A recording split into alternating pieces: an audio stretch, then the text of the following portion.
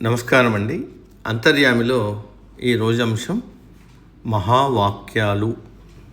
మనకు అందించిన వారు గంటి ఉషాబాల గారు. వివరిస్తున్నది మీ విజయభాస్కర్. మనిషి ఆధ్యాత్మికత వైపు అడుగులు వేసేటప్పుడు నేనెవరిని, ఎక్కడి నుంచి వచ్చాను అనే ప్రశ్నలు ఉదయిస్తాయి. అసలు మనిషి ఎవరు? భౌతికంగా కనిపించే శరీరమా, లేక లోపల ఉన్న మనసా? వీటన్నిటికన్నా అతీతమైన రూపం ఏదైనా ఉందా? ఇటువంటి ప్రశ్నలకు సమాధానాలుగా మన ఆత్మస్వరూపానికి వెలుగునిచ్చే 4 మహావాక్యాలు ఉన్నాయి. వాటి ద్వారా తెలుసుకునే తత్వజ్ఞానం మనల్ని జీవితమంతా అనేక కష్టాల నుంచి కాపాడుతుంది. మొదటిది ప్రజ్ఞానం బ్రహ్మ. ఐతరేయోపనిషత్తులోని వాక్యానికి అర్థం ప్రపంచాన్ని తెలుసుకునే చైతన్యమే పరమసత్యం. అదే బ్రహ్మజ్ఞానం.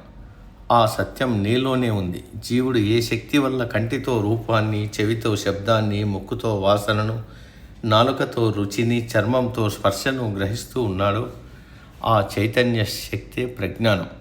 ప్రాణులన్నిటిలో వ్యాపించి ఉన్న చైతన్యమే నేను. ఆ నేనే బ్రహ్మం. రెండోదైన అహం బ్రహ్మస్మికి నేనే బ్రహ్మను అని అర్థం. బృహదారణ్యక ఉపనిషత్తు నుంచి వచ్చిన ఈ వాక్యం చాలా ప్రసిద్ధం. మూడోదైన తత్వమసి ఛాందోగ్యోపనిషత్తు నుంచి వచ్చింది. నువ్వే బ్రహ్మస్వరూపం, నీలోని ఆత్మే బ్రహ్మం, జీవుడు దేవుడు వేరు కాదు, ఒకటే అనే ఈ ఉపదేశ వాక్యాన్ని గురువు శిష్యుడికి బోధిస్తాడు. జీవం బ్రహ్మం అభేదాలు అంటుంది ఈ వాక్యం. నాలుగోదైన అయం ఆత్మ బ్రహ్మ అనే సాక్షాత్కార వాక్యం మాండుకోపనిషత్తు నుంచి వచ్చింది.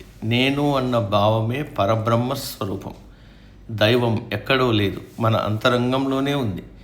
ఆ బ్రహ్మాన్ని బయట వెతకనవసరం లేదు. సమస్త ప్రపంచానికి అధిష్టానమైన ఆ బ్రహ్మమే ప్రకాశవంతమైనది అనేది ఈ వాక్యానికి అర్థం. ఈ 4 వాక్యాలు ధార్మిక ఉపదేశాలు కావు, మామూలు మనుషులకు వచ్చే ఎన్నో సందేహాలకు సమాధానాలు. అసలు మనిషి ఎవరు? జీవాత్మ పరమాత్మల సంబంధం ఏమిటి? వంటి గంభీరమైన ఆధ్యాత్మిక ప్రశ్నలకు ఇవి జవాబులు. 4 వేదాలకు ఉపనిషత్తులు శిరస్సు వంటివి. వాటి సారమే ఈ మహావాక్యాలు. ధర్మానికి అంతిమ లక్ష్యం ఆత్మజ్ఞానం. ఈ వాక్యాలు జీవాత్మ పరమాత్మ వేరు కాదనే విషయాన్ని స్పష్టంగా ప్రకటించాయి. ఈ అద్వైత వేదాంతాన్ని శంకర భగవత్పాదులు నిర్వాణ షట్కంలో అద్భుతంగా ఆవిష్కరించారు. నువ్వు వెతుకుతున్న దేవుడు నీలోనే ఉన్నాడంటూ అన్నమయ్య బ్రహ్మమొక్కటే పరబ్రహ్మమొక్కటే అన్న కీర్తనలో విశదీకరించారు. ఈ పరబ్రహ్మ తత్వాన్ని అనేక మంది కవులు, సాధువులు తమ రచనల్లో తెలియజేశారు.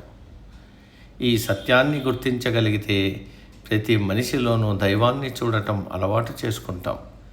ఎవరికి హాని తెలపట్టకుండా సన్మార్గంలో జీవితాన్ని గడిపే విధంగా మనల్ని మనమే మార్చుకోగలం.